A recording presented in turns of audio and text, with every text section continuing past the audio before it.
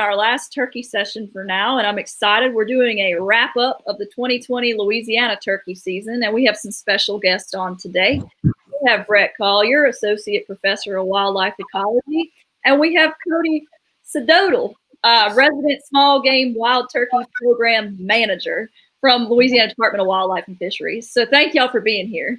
Absolutely. Thank you, Anna. Yeah. And Cody, can you give us, before we start on like the wrap up, and you're going to give us the season update, can you give us a little bit about your background? Well, my background is I graduated from LSU in 1998 and went straight to work for the Department of Wildlife and Fisheries in the forestry section there. Worked with the forestry section up until about 2001, where I transferred over kind of to more private lands, providing private lands assistance to landowners throughout the entire state.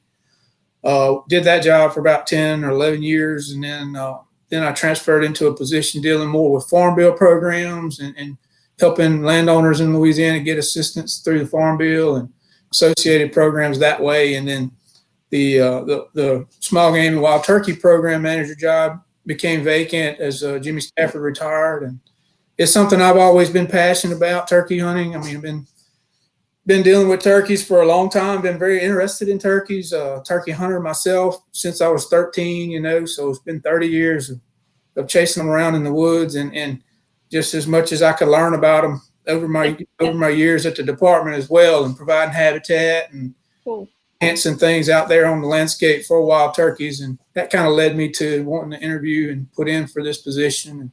Sure. And behold, I was fortunate enough to get it, and hopefully we'll be here till I retire. And yeah, 9 years or so, 8 years or so. So dang, that's not far away. No, it's 20. It goes quick. You see all this gray right here. So I mean, turkey's making you gray these days. Well, that and kids. Yeah, I got 2 teenagers, so that they help that as well. So. Fair enough. Well, thank you for being here, and Brett, you've been on a couple times, but give us a little bit of background so everyone knows if they're just tuning in. Sure. So, hi. For those of you that are just tuning in, I'm Brett Collier. I'm a professor in the School of Renewable Natural Resources at Louisiana State University. I'm a wildlife biologist. I work for the LSU Ag Center, and I conduct research basically on a host of game and non-game species, wild turkeys, white-tailed deer. Most of the typically things people like to hunt. A little bit of endangered species work. But primarily, I do a lot of work with Louisiana Department of Wildlife Fisheries and working on state agency level issues with regard to regulations and management. So just glad to be here and visit with everybody. Yeah, definitely. Thank y'all for being on again. Today, like I said, we're going to do a 2020 Louisiana turkey season wrap up, and y'all feel free to ask questions. We got the experts on hand, and Cody, I'll leave it up to you to kind of give us some data there. All right. Well, before I get into the data that we have thus far, which it just is primarily our reported harvest data, our tag validation data, I just wanted to talk a little bit real quick about what I've been hearing, reports from the field. As y'all can imagine, I get a lot of reports from both friends of mine and acquaintances through work and other staff that hunt, what they're seeing, what they're hearing from across the state. And I like to think it's a pretty good cross-section of what's going on in terms of turkey season. A lot of times I get some positive reports, and a lot of times, as you imagine, I get a lot of negative reports. But and those kind of filter in and change throughout the season depending on various conditions. But most importantly, depending on what the turkeys are doing and how they're behaving, specifically with regard to gobbling activity and weather and things like that. So, as usual, this year was no exception from any of the others. I got a lot of really good reports that came in and folks that tagged out, within the first week of the season. Then I got a lot of really bad reports, folks struggling, struggling to hear turkeys, struggling to find turkeys that would respond to their calls. That would be me. Yeah, and that would be me too, because, my personal experiences was the latter as well. It took me a while to actually find some receptive turkeys, and I was beginning to think I didn't sound like a turkey anymore. So wanting to watch some educational videos, but I finally found a couple that were receptive there at the end of the season and like what I was telling. But my point in all of that is, that's pretty standard for a turkey season, regardless of when it is, when it opens, or how long it is. People experience it in different ways, and it all depends on a number of different things. And probably the most important being is where the turkeys are in the breeding cycle. That kind of dictates, the gobbling activity. Of course, weather has an influence on gobbling activity and those sorts of things. So, and that varies depend from hunting club to hunting club, and not even to mention from north to south throughout Louisiana. So when we're talking about a statewide season and setting statewide seasons up, you try to do the best you can to balance, the needs of our turkey hunters and the wants and desires of our turkey hunters with the needs of the resource and what we think is best biologically. So that's kind of what we've done here recently with our season structure delay here that went into effect in 2018, and we feel like we've got a season that's better balanced for both our wild turkeys and our hunters in the state, even though hunters tend to be more vocal than turkeys sometimes. So, but anyhow, so that was my point to all that. Is it's been kind of up and down, and it's kind of standard for a turkey season. You're going to get that, as Brett can probably attest to, over the years of looking at gobbling activity, and it's very cyclic depending on what's happening with the birds. Individual gobblers are different on different days. And that varies throughout the entire spring, so trying to set a season based off of gobbling activity alone is very difficult, and trying to make that standard throughout the state is virtually impossible. So we try to do what's best for both our hunters and our birds. Sure. That kind of covers, just kind of what I heard as far as what was coming in from the field. Just to talk a little bit real quick about weather and some things I wanted to point out, because I do usually try to pay close attention to what's happening with our weather conditions, because that tends to drive gobbling activity, tends to drive harvest, can definitely have severe impacts to harvest, like we've seen in the last couple of seasons, where we've caught some pretty significant rain events 3 out of the 5 weekends of the season, and when you have that, the weekends are typically what drive harvest, when most birds are harvested, and when you have bad weather, that impacts harvest significantly. We didn't really see that as much this year, although we did see some fairly large rain events. They did occur typically in the week, during the week. One thing to note, though, is, and I checked this based on our National Climatic Data Center website, the average temperatures in the month of March were almost 10 degrees higher than normal this year. And we noticed it because we were out in early March trying to trap some birds for some research projects, and having some difficulties getting them on bait and keeping them on bait, and just noticing how unseasonably warm it was. And what that led was to a pretty intense flush of vegetation. I wouldn't necessarily say it was an earlier green up, but it was a much more intense green up, especially in the understory conditions. I think that's going to, be helpful for the birds in the long run. Put more insects on the ground quicker out there, more nesting cover out there quicker. But unfortunately, it probably led to some problems for our turkey hunters. I noticed this on some of the clubs in places that I hunt, and also heard reports from my friends where food plots that they typically rely on for birds to be out in strutting were grown up from the time the season opened this year. They were high. And you typically don't see that till the end of the season. And the reason for it was those warmer conditions in March. I mean, folks had to cut their grass probably a little earlier than they typically would in subdivisions and more often, and it equates to the same type of vegetative response, on the ground in the woods. So that's something that kind of, if you're not paying too close attention to, might slip your mind for a minute, but it has an impact on what's happening out there on the ground and how our turkeys are behaving. Now, fortunately, April's been more of a standard, April. It's been temperatures have been, they're only 1 degree higher than in April than they were average temperatures than they should be, based on that same data set. But more importantly is we've dried out the last half of March and basically all the way through April. We're about just slightly above normal for rainfall in April, and that is a very good thing, especially for nesting turkeys and brood and nesting, hatching, brood rearing, which we'll probably talk about a little bit later on. So we really want things to stay drier than normal, or normal would be great. We just don't want anything above average, especially larger rain events in the first couple weeks of May. So that's kind of what I was hearing overall, as far as the hunting reports and gobbling activities and the weather that I noticed. So with that said, I mean, I can just go straight into some of our reported harvest numbers real quick and talk about them. Before I begin, it's important to point out that, as I said earlier, the only information I have right now is what's been reported via our tag validation system. Okay. We also do another survey that's a mail survey that we use to estimate our hunter numbers, our hunter effort days, and our harvest through that method as well. But we won't have those numbers back until the end of May.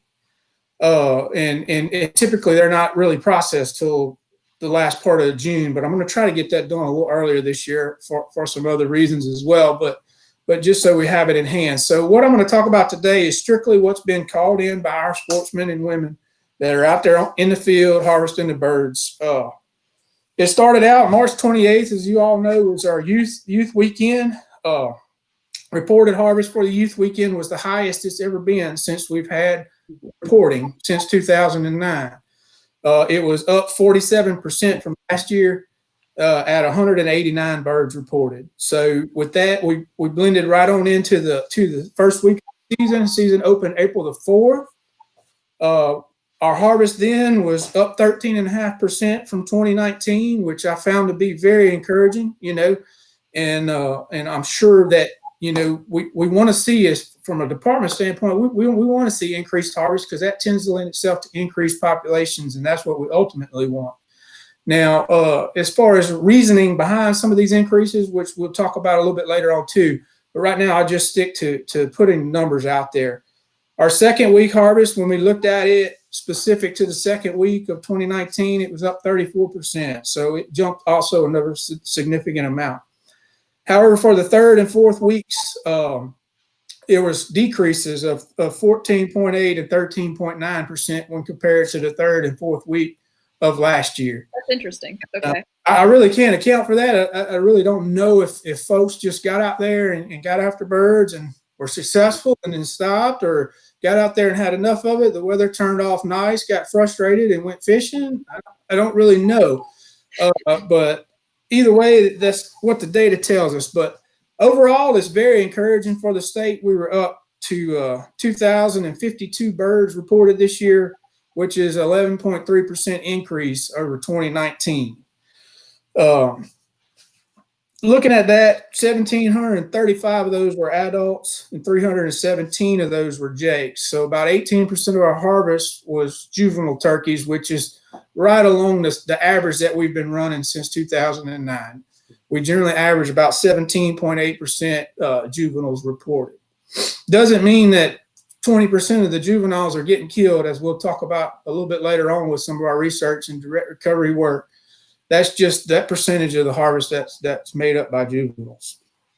So with that in mind, I'll just talk a little bit more and expand a little bit more about some of our parish data and what we saw. I haven't gotten the full report for each parish just yet, but just to go through some of the higher parishes that I think Brett had made mention of, some of the parishes that have the highest reported harvest last week, being West Central Louisiana, Vernon, Sabine, Natchitoches Parish. This year we had 193 birds called in Vernon Parish, and that's going to rank number one for our state. Sabine Parish, we had 75 birds reported. Natchitoches Parish, we had 79 birds reported, and those are all just up slightly from last year. Okay. Last year was 182, 72, and 70, so just slight increases. So that was very encouraging. When we got to our north central part of the state, which were also strongholds for our turkey populations in Louisiana, this year we had 171 birds reported in Claiborne Parish, and last year was 182 birds. So you see it's a slight decrease in Claiborne Parish. You can go over to Union, it's neighboring, is 199 birds reported in 2020, and 2019, 100 birds reported. So right there in line with what last year's was.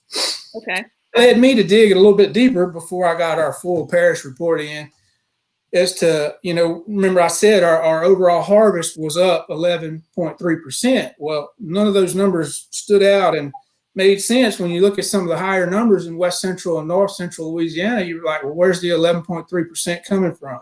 Right. I have a full picture of that yet, but I went ahead and looked at some parishes in Southeast Louisiana, and I think I'm on some of the information there. Kind of lends me to down the right path. East Baton Rouge Parish, 2019, 12 turkeys harvested. 2020, 11 turkeys harvested. No significant change, you know. Livingston Parish, my home parish, 2019, 59 turkeys reported. 2020, 84 turkeys reported. So Ooh, that was up. Okay. there. Washington Parish, 2019, 71 turkeys. 2020, 79 turkeys. So another slight increase there. St. Tammany, slight decrease in 2019, 21 birds. 2020, 18 birds. And Tangipahoa, pretty much no change, 47 in 2019 and 45 in 2020. West Feliciana, a lot of folks interested in West Feliciana. 2019, we had 58 birds reported. 2020, 64 birds reported. So a pretty significant increase there, percentage-wise. East Feliciana, 2019, 47 birds reported. 2020, 50 birds reported. So a little bit of an increase, but pretty much the same. St. Helena, this is the one that jumped at me here. 2019, 70 birds reported. 2020, 107 birds reported. So that St. Helena, Livingston area seems to have really had increased harvest this year. And I attribute it to not only to more people probably being in the woods to an extent. Yeah. Just kind of anecdotal towards our normal surveys that we conduct throughout the state. I heard reports for the last 2 years of 2 exceptional hatches in those 2 parishes. And I think we're seeing some of the fruits of that in this and reflected in this harvest reporting this year. So at least I would hope we would, because if we're not seeing increased reproduction there and harvest numbers went up that much, then there's reason to be concerned down the road. Sure. We got a few questions, but I'm going to ask you one of my own, just hunter efforts, because, you know, like were there more people in the woods because of COVID? Like, what were your kind of thoughts, and like, how does that play into everything? I heard varying reports from people. That's hard to gauge what happens on private land, other than what reports we hear, you know, coming in from different club members and presidents and things like that. I can tell you on one club I hunt, there were less people in the woods. On the other club I hunt, there were way more people in the woods. That's my personal take. Sure.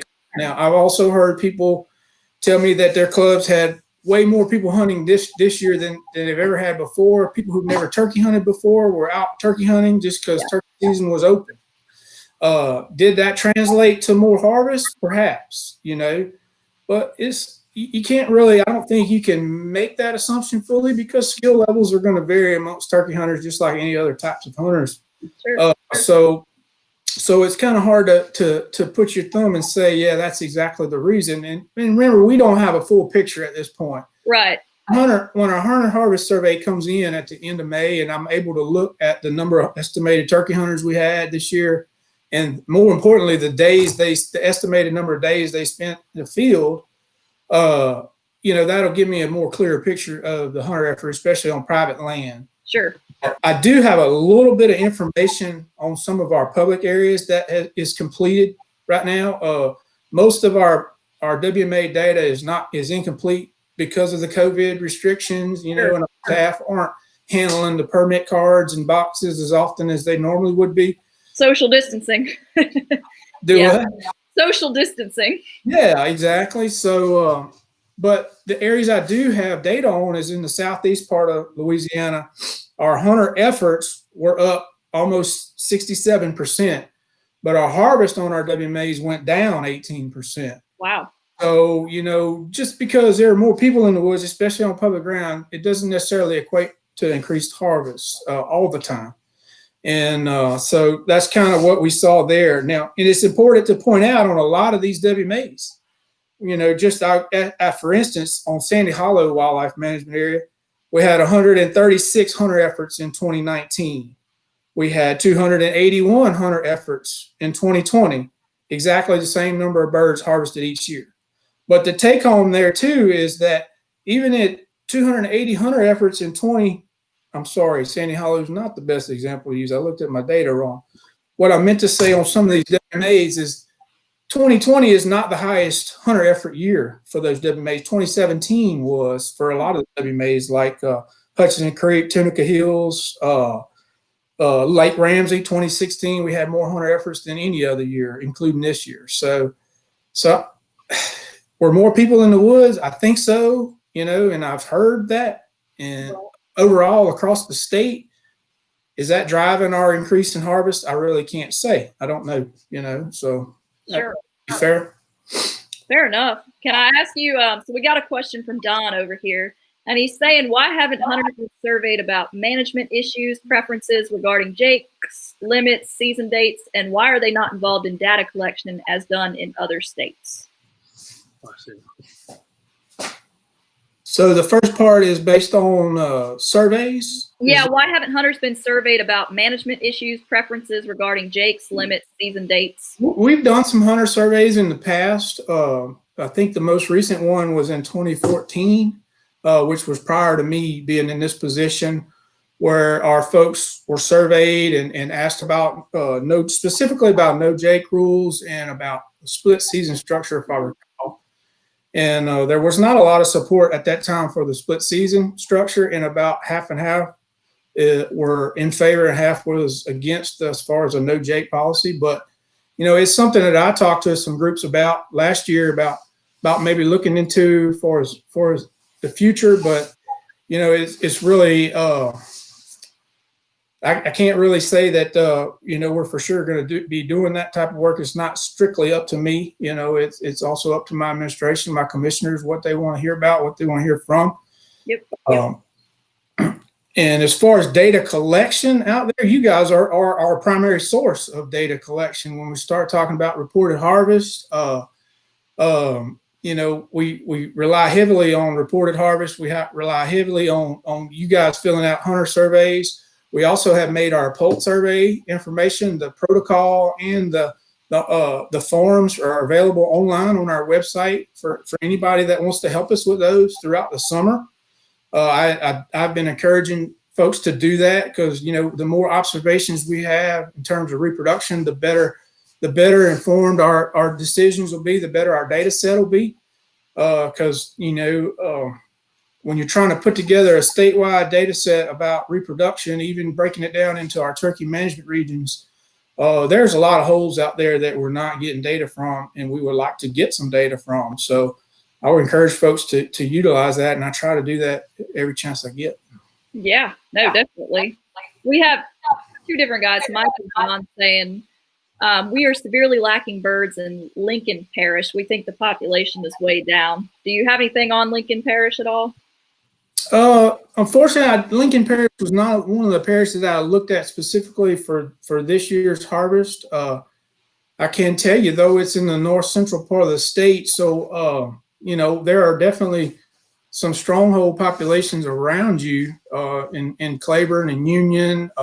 Jackson Parish, Bienville Parish is surprisingly pretty strong in terms of reported harvest, consistently up year to year. So, but I'm unaware of specifics as far as Lincoln goes relative to this year. Okay.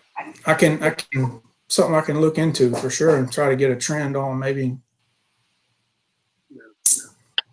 That'd be great. Do you have anything else to add to the report before we kind of get into y'all's collaborative project you got going? Not really. I mean, I've kind of spewed a bunch of data out there. I hope it's not too confusing to folks. I don't think so. People can go back and watch it too. This they're video. used to it, Cody. I've been on it before. Yeah. No, I think it'll be great because people can go back and watch this video too. So it'll be nice for everybody to kind of have a wrap up of the 2020 season and just kind of understand where our numbers are at and everything. So, y'all are doing a collaborative project. Y'all told me about it a little bit about nesting ecology. So could y'all kind of elaborate on that? Tell us more about it. Yeah, you want to, Cody, or you want me to? Yeah, I'll start off. I mean, just as a little overview of the project and let you talk more specifics on it, Brett. We're calling this a new project, but in one area of the state, it's just a continuation of what we've been doing the last 6 years, basically. what we're doing is looking at nesting ecology and harvest rates in both Western Louisiana and Southeastern Louisiana at the same time. With this project, we've got 2 sets of students working on the project, completely separate to one another, separate sample sizes we're trying to target, and basically trying to compare what female turkeys do during the reproductive period in 2 vastly different habitat types, landscapes per se, if you would. I mean, Western Louisiana is more rural, more forested. You got Kisatchie National Forest, which is probably some of the best turkey habitat we've got in the state, big blocks, contiguous habitat. And then you've got Southeast Louisiana, which we all, or a lot of us know, is quite fragmented, a lot of urban development, and just a total different landscape for turkeys out there. So while we've done a lot of work in Western Louisiana for the last 6 years, and this data set will actually add to that and be able to be analyzed for years down the road. We'll probably have about close to 10 years worth of nesting data from that same region. But we hadn't done much GPS work or much work with the newer technology at all in the southeast part of Louisiana in that type of fragmented habitat. And to my knowledge, no one has. You know, most of these projects, and Brett can probably speak to that with Dr. Chamberlain and other states, have been on public ground, large blocks, you know, places that we would typically call pretty good turkey habitat. So we wanted to look at and compare the two and be able to get at some habitat suitability factors, you know, maybe down the road, and basically get towards that. So what that involves is us tagging and tracking both males and females, a sample each year. We just completed our first year here of trapping. We completed that in March. We'll be doing 2 more consecutive years of trapping in each area for a data set that spans 3 years. So this year we were able to capture 129 turkeys total for the project, which is a pretty good effort throughout the entire state, especially when we're talking about parts of the state that are so far apart from one another, and having to try to manage that is kind of challenging, but we were able to do it. Fortunately, we got some good staff here at LDWF, and Brett has some good students at LSU, and we were able to pull it off, you know. Most of these birds were tagged with GPS and VHF transmitters, and we follow those around. We look closely at movements during the nesting period, nesting ecology, as well as our harvest rates that we're seeing come back on those turkeys. And I've got a little bit of data based on that to speak towards that, but I'll let Brett kind of bleed into what they're seeing around right now as far as nesting turkeys and what's happening with the different areas of the state. So yeah, so as Cody said, kind of the crux of the research project that LDWF and LSU, the Ag Center, you know, the 2 of us basically are working on is we've got this system in West Central Louisiana where you've got contiguous big forested, you know, blocks. And those are historically what wild turkey research for the last 50 years has focused on. Getting into areas where the birds are, I don't want to say fairly buffered to urbanization and fragmentation of landscapes, but most places work on large wildlife management areas or national forests or something along those lines. And over this first year is kind of the first time with LDWF having some foresight that, you know, more habitat and more vegetative communities are going to start to look like the North Shore region of Tangipahoa, Livingston, you know, St. Tammany parishes, the Felicianas, that we needed to start gathering biological data in those systems to see if it differed from the biological data that we get in, I think you said Vernon Parish was the highest harvest this year. Is that right, Cody? Yes. You know, from our highest harvest, you know, most utilized and typically most productive areas in the state for turkeys. So as Cody outlined, we've started this big project, but with 2 different study sites, and he had given some numbers, but you want me to do a real quick, just kind of reproductive update, Cody? That would be fine, Brett. I mean, yeah, so I got notes. I'm sorry, everybody. There's a lot going on right now. So, basically, I'm going to call it West Central Louisiana and Southeast Louisiana. Those are the 2 areas. So in West Central Louisiana right now, we are tracking 23 females and 13 males. These are active birds because birds do die and get predated and harvested. And I think Cody will talk about that. Thus far, we've had 18 first nest attempts, of which 3 of them have been successful. But there are several that are still in the middle of their first nesting attempt. So we don't have success or fail data on them yet. Usually we expect to see somewhere between about 25 to 30% nest success. So those are nests that are successfully hatched. We've had, it looks like 2 birds that have started a second nesting attempt as of today. The average clutch size is about 7 eggs in the nest, which is a little bit low, a little bit lower than we've seen historically over there. We're currently tracking, looks like 2 or 3 broods, and we've got one that's about 10 days old and one that's about 6 days old that the graduate students are watching. Obviously, we're still tracking these birds right now, so these numbers are flexible almost every day, but this was literally the update I had this morning from the grad student.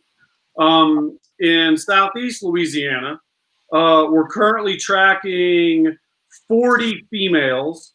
We had 42. 2 died. 1 was predated during nesting, and 1 died prior to nesting. We've got 28 males out of 32 that were originally tagged. We've had a couple of harvested, 1 that was predated, and 1 that just kind of ended up dead. And we can't identify what killed it. We've had 27 nesting attempts to date. 17 of those are active as of today. Of the 10 that are not active, we've had 2 of those be successful so far. So about 20%. There's a lot of birds that are set to come off, I think, end of next week right now. We've only got 1 bird on a second nest. Clutch sizes in Southeast LA are averaging around 11. So about 4 more eggs in Southeast Louisiana per clutch than up in the West Central LA this year, as of right now. And I'm not trying to make any strong inferences about that. And we've got 2 broods. Right now we're tracking, 1 is 5 days old, the other one is 3 days old. So generally speaking, we're about on track for where I expected us to be. As Cody said earlier, green up wasn't earlier this year, but it was more intense, which I would agree with. Nesting was a little bit later this year in both our study sites than I would have expected by about 4 days, about 4 days to a week. The kind of onset didn't occur. We usually get our first nests. You get that random first nest that hits late March, and then you get this big pulse about the end of the second week of April, where the birds start incubating, and that was pushed back to about the end of the 3rd week of April this year. And hence, that's why we've kind of got our birds starting to come off end of next week, beginning of the week after. So I think that nesting was a little bit slower this year, but not to detrimentally so by any means. Where the graduate students are tracking a bunch of birds through, chasing a bunch of nests and everything. So we should have some updated data probably, I think, in the next couple of weeks on how many first nests were successful and that kind of thing. So I didn't hit on the direct recovery rates. If you want to talk about that, Cody, from the males that were out there. Yeah. First of all, just so people are clear, what we're talking about in terms of direct recovery are birds that we actually marked this year and got harvested this same year. That's considered to be direct recovery. And over the years, there's been some research done out of Missouri and a lot of other states talking about those thresholds that are acceptable levels of harvest for wild turkeys. And we look at direct recovery as far as staying underneath those thresholds. And to my knowledge, and what I've seen in the literature, and Brett's probably had way more of an intense literature review than I have, but that threshold you're looking for is around 30%, 33% recovery is what you want to stay under to be considered a sustainable turkey population. But all of that information was based off of research that was done at times where we did not have this type of technology available to us that we do today. So some of that is coming into question, over the last 5 years, I would say, as to how reliable those recommendations actually are at the population level for each southeastern state, being as, season structures are different from state to state, habitats different from state to state, populations are way different from state to state. So is 30% sustainable in Missouri, but is that sustainable for a sustainable population in Louisiana? I can't really speak to that right now. I don't really know. I suspect that we may want to consider, harvest rates that are lower than that to be sustainable, because what we're seeing and what we've seen in some past research in Louisiana is that we can have some of the highest direct recovery rates that there are out there. Some of the work Jimmy Stafford did in the 90s and southeast part of the state showed outrageous direct recovery rates on adult wild turkeys, and basically you're reliant on reproduction every year to have a population, and you miss a year or two and have a bust in reproduction, then your population tanks. And you don't want any wildlife species to be in that mode, because you run the risk of having that 1 or 2 bad years in a row, and just populations cannot recover from that, aren't able to recover that. So you want to try to have some carryover. So that's why we look at direct recovery, and that's why it's important. As far as our study this year, that is an aspect of our study, looking at harvest rate in each region and how does it differ. Based on the limited amount of information that we've got from this first year, we see some differences. Are they going to work out to be significant differences over the life of the 3-year project? I don't know. I can't answer that, but I can tell you they're different, with the exception of one thing right now. So I'll just get right to it. Southeast Louisiana, as Brett mentioned, we had 15 adult males originally tagged and 19 juvenile males tagged. One of those males died prior to the season, so they're removed from the direct recovery estimate. But we saw 14.2% direct recovery on adult males, which means that 2 out of the 14 got harvested by a hunter this season. Remember, I said we had 19 jakes marked out there in the population in Southeast Louisiana. 0 of those got harvested, and we're pretty confident in that number, because we're also tracking those birds with a VHF transmitter that emits a mortality signal, if the transmitter lays inactive for a period of time. So we like to think we're going to know if those birds are removed, and even if they aren't reported to us, we're going to have some indication of something amiss there. So right.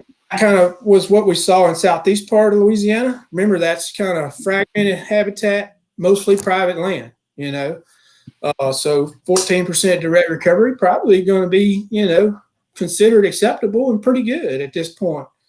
Now let's turn our attention to western Louisiana. Public land, Kisatchie National Forest, Peace and Ridge Wildlife Management Area, Fort Polk Wildlife Management Area. We ended up with 13 adult birds in our sample, and 4 of those got harvested. So a direct recovery rate of 30.7% for this first year. Now, granted, these are low sample sizes, like I said from the beginning, but this information probably doesn't mean as much at this very moment as it will 3 years from now, when we have a much larger sample size for this data set. We had 5 juvenile males tagged over there, and 0 of those have been reported as harvested, or we have not received any mortality signals on those.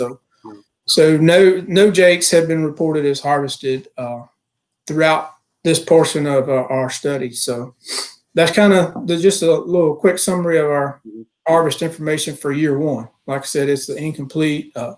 We'll see how things shake out in years 2 and 3. And average things together, because we've learned from the past that it varies from 1 year to the next, depending on, like I said earlier, what birds are doing, the breeding period, where they're at on each individual property, or hens nesting, are they not nesting, or gobblers still grouped up, are they not grouped up? It's all a smorgasbord of what's going on out there across the landscape, and that all plays into harvest and what hunters are able to be successful, how they're be able to be successful, what they're hearing, and so forth and so on. We'll have to have y'all back. Oops, sorry, Cody. We'll have to have y'all back on next year to talk about year 2 with it. Yeah. That'll be interesting to hear. Can I ask you too? Mike had a question about habitat difference. He said, "Is there that great of a difference in habitat between Claiborne and Lincoln. Seems their harvest is 4 times what Lincoln's is. Is it the type of habitat? Well, you got to remember in Claiborne County, I mean, Claiborne Parish too, I got confused there for a second. But in Claiborne Parish, in Claiborne Parish, they have the Caney Ranger District of the Coosatchee National Forest is mostly in Claiborne Parish there. So, you know, you do have a lot of public land, some larger blocks. When you go over to Lincoln Parish, you know, it's going to be more private lands, more timberland type properties, plantation pine, that sort of thing. In addition, you got Interstate 20 that goes right through there and you know, cuts things in half, and you end up with more urbanization. And so, yeah, I would venture to say, you know, it's definitely some differences habitat wise there, and probably even management of that habitat wise as well, because just the different ownerships, private versus some public ownership, and things of that nature. So, yes. Fair enough. Thank you. I'm sure that helped him out there learn about it. Do y'all want to wrap up with anything else? Brett, you want to answer that one? Which one? Don's question. He's got another one, I see. Hang on. Or Cody. Variation of kills from parish to parish. To that a little bit. Yeah, that's a regulatory issue, so that's more of a. Yeah, let me ask questions so everyone can hear. Since there is such variation of kills from parish to parish, why are we limited to only 3 zones? Why not more like deer based on populations? Well, for a couple of reasons, we don't do that with turkeys. First of all, the deer zones are not only population based to an extent, but they're set according to the breeding period or the different deer populations that we have throughout the state based on when the state was repopulated with deer over the years. Some areas have an early rut, some areas have a late rut. So you have zones broken up for that specific reason, not necessarily because there are population differences between the 2 regions. Now, some of the regions are because of, you know, obviously our river parishes tend to have higher populations of whitetails than in some of the upland areas, but that's not the driving reason. Driving reason is typically because they rut at different times. Well, wild turkeys, you know, the data set that we have and the research that we've done over the years show very few differences in the in the time at which turkeys nest throughout the state of Louisiana. Very little variation. Typically, they're going to be, you know, peak nest initiation is going to be around that second week of April. For Western Louisiana, just like it is for Eastern Louisiana, just like it is for Northern Louisiana, just like it is for South. So that's a culmination of all these research projects that we're talking about or discussing here today with past data. We combine all of that into a master data set, which I call our nesting database. Brett helps me with that, helps me maintain that as well. So we're gathering each year, we're getting and adding to that sample, that data set, and tracking those nests as when they occur on the landscape. But the take home there is there's very little difference. Number one is so from a zone perspective, really no reason to do a zone in terms of that. The other reason is that we've been reluctant to look at zones in the past and continue to be reluctant is because most people think of zones because they want different opening dates between the zone. One zone open earlier, one zone open later. Yeah.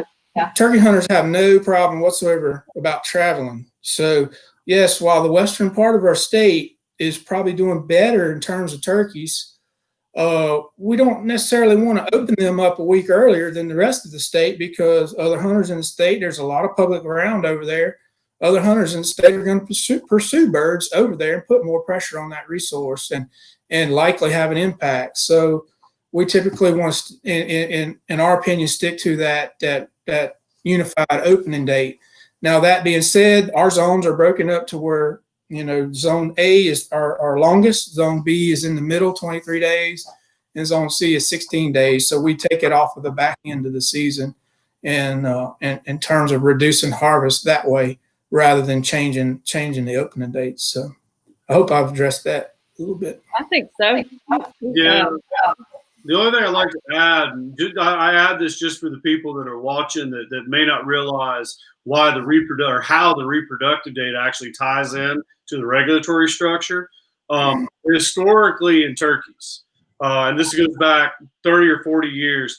The objective has always been to time the opening of the hunting season with the basically peak of nesting. So whenever the most birds are on the nest, that's whenever we want to be kind of opening our hunting season. And that tends to vary around a little bit. And due to societal and political pressures, that everybody always wants to hunt earlier. But the reason that it's generally assumed that we want to open these seasons relative to reproductive timing is because that's our objective, is how do we time it such that the season opening is about the same time as when most of the females are on the nest. And a lot of that has to do with the fact that males come into reproductive act, they're ready, almost a month, upwards of, some of these males undergo spermatogenesis and are producing viable sperm almost 2 months before the females are ready to breed. So we want to try and time it to where we're ensuring that males are reaching the period where there is breeding occurring and that our females are getting out to nest. So that's why the nesting data is so important.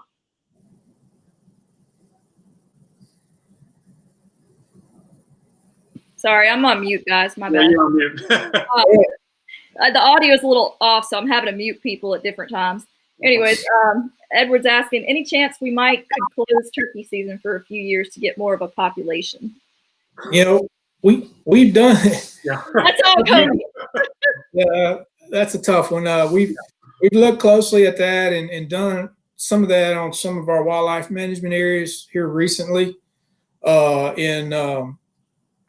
kind of a last resort type of deal as far as I can tell. I mean, granted, there's the things you want to look at though is you got to have hard evidence that that's necessarily needed, and also if we were to take that step down the road as far as a huntable population, we'd have to have hard evidence that there is enough of a population there to hunt again. We looked closely at some of that here recently with some of the changes we made in the Chaffalaya Basin, where we reduced that season by a couple of weeks for some of those river parishes along the Chaffalaya and in the basin.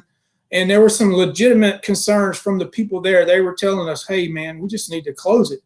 But when you look at it and say, well, we can close it, it doesn't mean that, we're going to be able to have turkey populations are going to recover in 5 years, so why not keep a limited season open and, try to be as conservative as we can to an extent and try to help things in terms of our habitat issues that we're seeing. But some of the things are just out of our control, that we like to think we have control over, but in the basin is the perfect one. The Morganza Spillway opening in 2011, pretty much doomed that area, followed by, wet springs year after year after year after year, not allowing any reproduction to take place. And so, that's kind of the thing that took place there. But, we could definitely, that's something down the road. But before we got to that point, I would want to look at a few other options, before you looked at shutting down seasons for large blocks, because like I said earlier, we're trying to balance, the needs and wants and desires of our sportsmen and women with the resource out there. And we feel like we still have opportunities to do that. It's just, we needed a few tweaks and a few things down the way, because we didn't get into this situation overnight, and I don't think we're going to get ourselves out of it. I'm speaking towards kind of declining populations in general. I don't think we're going to get out of it overnight. So if we can kind of just work together and each be patient with one another down the road, I think, we can start to see some of our areas thrive again. That would be great. Drayton's got a question. He's asking, why don't we get to see real-time harvest numbers throughout the season with a harvest map throughout the year that shows the kills like many other states do, if we want to avoid pressure in certain areas like you stated? Maybe at least a real-time total. Having hunted for many years every year, I and my friends have seen a significant decrease in birds. So I think he wants an online, basically like a telecheck, Cody, I think is what he's asking. Yeah. that works way above my level. And Yeah, and I don't really have much to do with our licensing system and how birds are reported and as far as that goes, I just know that we still not only, typically states that have that are using primarily internet-based reporting, and in our state, we still have the option of phone-in reporting and things of that nature. So it makes it much more difficult to have an online and interactive type of map. Like you're talking about. You mentioned the pressure part of that, and I'm gonna play the kind of the flip side of that is, a lot of hunters would look at that type of harvest map and see where most of the birds are being killed and focus even more on those areas. So is it a great idea? I mean, I think it'd be better to inform our folks about what's going on and all, but I don't know that it would be the best, in my opinion, for the resource at this point. I do post our parish by parish harvest maps on our webpage, on our LDWF webpage, and I'm working on a format that's going to deliver that information a little more clearly to you guys, especially when you're looking at past years. I just haven't been able to iron out the exact method that I want to use, but I like the visual type things like you're talking about, where you're looking at a map of the parish, but I want you to be able to click and look back in time in terms of reported harvest for each parish, and I hadn't quite gotten there yet. So, but we are rolling with questions, y'all. I know we're going to try to end this by 6, but John, I think this one's for you. Well, both of y'all can take it, whoever wants to. What are turkey predators? I know Brett's mentioned that quite a bit in our previous shows and everything. Yes. Pretty much everything's going to eat turkeys on the landscape. You name it, from owls taking them off a rooster, hitting them on a nest, all the way down to coyotes, bobcats, occasionally foxes are all going to predate nesting females. And then you're going to get into pretty much everything lead a nest, including snakes, which is one of our major nest predators. So yeah, pretty much anything that can get a hand on a turkey is going to eat it. And Drayton, to follow up, Cody, he said, that's what I mean when I said pressure. Do just a general total, not by parish during the year. I totally understand that. Cool. So anyways, and then Don had another one. What is the indicator that will warrant more birds or more days or earlier seasons? not. I don't quite. Is he asking what's the, maybe at what point do we, like, what measurement do we have? I assume that's what he means by indicator.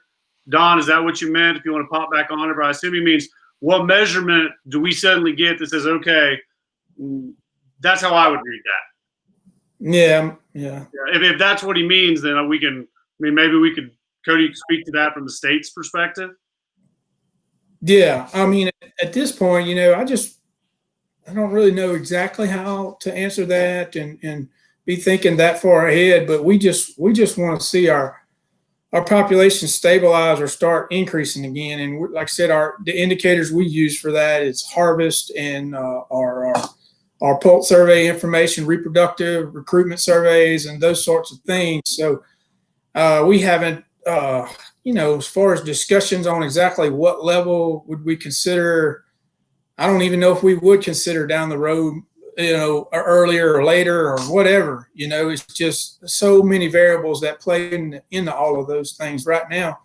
I just want to see some level of population stabilization or increase. And I'm hoping that, maybe we've seen that this year, with our increase in harvest. Maybe not. Maybe it's all due to more people being in the woods. I don't know that at this time. So I know that didn't really answer Don's question, but down the road, that's kind of what I'm thinking as we go. Edward just popped in with, could it be a good idea to put a small bounty on predators to give people more of an incentive to trap and kill more? Not really. Regretfully, there's so many things that predate turkeys and turkey nests, and the primary ones that predate them, you're probably not going to put a bounty on rat snakes. So it's in pretty much all the science on bounties is effectively shown, Edward, that it doesn't really, and by boundaries, we're basically talking predator removal, whatever the mechanism is, that they don't really have a massive impact on population levels. So, and plus you got to pay for it.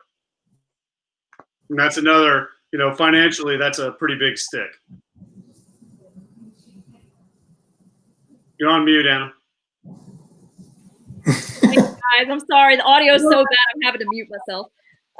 Anyways, but no, I just wanted to say thank y'all for being on again. And again, if y'all just want to wrap it up and kind of just end it, we're going to have y'all on next year again to talk about, again, the project you're doing. And also maybe we'll do another 2021 turkey season update by then. So Yeah. Thank y'all for being on. I appreciate it. Absolutely. Yeah. And then, obviously, and I say this every time, I'm a state employee. I work at LSU. I'm very easy to find. I'm fairly active on social media with turkey related stuff. So anybody can pretty much Google Brett Collier and you'll come across me on the various platforms. And, if you send me an email, although if Chris is out there, he's really mad at me right now because I got an email I got to send him and I haven't responded to him yet because I've been buried. But if you guys send me an email, I'll try and get back to you. If you want to reach out on any of the social media outlets that I'm on, I try to be pretty efficient on that as well. And so, I'll put your name like at Dr. Shortspur. Yeah, great. Thank you. So. Yeah. Yeah, the same goes for me, folks. I mean, my contact information is out there. Anna you're welcome to put information up for folks to follow up with me, follow up questions. My goal is, I want to be as accessible as possible and try to get to everybody's questions and hopefully, down the road we can continue to all work together and see some improvements as far as, what we're seeing not only in Louisiana, but across, the southeastern states, the range of the bird. So, I know that Brett and them have talked about this in the past, but, for you Louisiana hunters out there, just know that, we aren't in this by ourselves. I mean, a lot of states are out there seeing a lot of the same things and considering a lot of the same things that we've considered and have done and implemented. And so, I mean, the more we can talk to one another and communicate, I think the better we'll be down the road. So, Yep. Especially about in terms of research and what we're finding. And not only that, just what we're seeing in general. I know, our sportsmen are doing that more and more each day. So, and I think that's a good thing. Mike just added that, he appreciated y'all doing this. And please do look into Lincoln Parish some more. We're up in the northwest corner where Darbone Creek runs through, to the largest block around. And, he's like, just appreciate the talk. And a lot of everyone's saying thank you. So appreciate having y'all on because I think it really answered a lot of people's questions too. So, yeah. And again, we'll have you on next season. So, anyways, and guys, our next Live at 5 session is going to be Monday with the Farm to School program. And we're going to be talking about farm fresh produce and where to find it during COVID-19. They've created this great directory from the Ag Center on who sells local produce right now and things like that. So we'll be talking about that Monday. And stay safe out there. And we'll see. Tell them about the feral pig one. Yeah, of course. We're going to, I forgot. Sorry, Brett. Next Thursday, we will have a feral hog management. We should next Thursday. Still waiting on, depending on who can come on or not, but we should. Well, no, it just depends on who's available, but we should be having a feral hog one at least coming up in the near future. So I'll put that out there on the Ag Center social media. So y'all be checking that because that's going to be a really awesome topic to discuss too. So anyways, guys, y'all stay safe, everyone. And thank y'all again for being on. Thanks, guys. Thanks, Anna. Thank y'all.